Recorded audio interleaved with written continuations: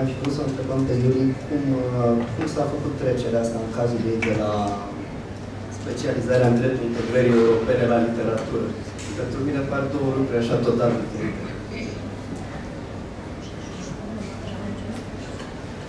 Okay, if I talk English further, or yeah, okay. The change in my life was actually the other way around, because literature was first. Because I started writing sort of literature at the age of 7. So I started with very short stories, dealing with the topic of little cats, little dogs, and other little animals. And then I went on and on all through my life. The topics changed a bit and the stories grew longer. And then sometimes I thought, now I would need a profession. And I didn't consider writing as a profession.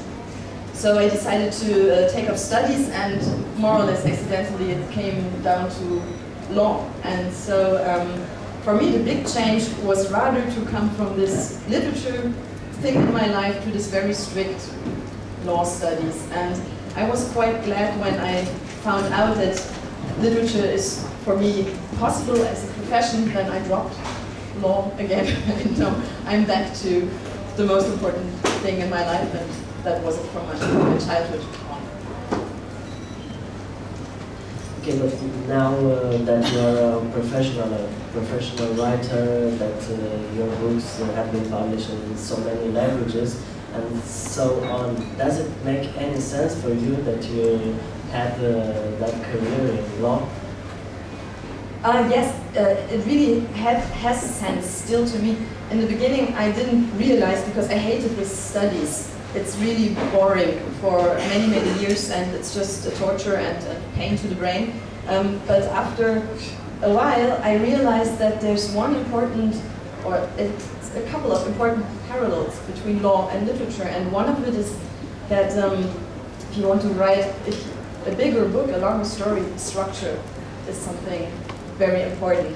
And from my temperament, I'm rather chaotic, sort of, and law somehow teaches me to think first and then to write and to act. And that was very important for me to learn how to deal with huge topics and long stories in my head. That's what you really train, what you train by legal studies. So it had sense. How do you explain your fascination towards Eastern Europe? You've been traveling a lot. Yeah, that's really difficult to explain, because it does not come out of my mind, but it rather comes out of the heart.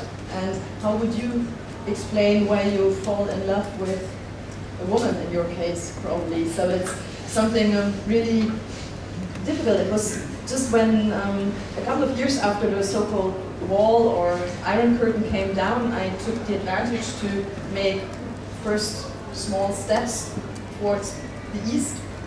And I immediately felt that this fascinates me in a way which is really personal. Like if I was looking for something that was missing to me. And now it gets really esoteric, but I somehow got the feeling like this border in Europe ran through my own biography.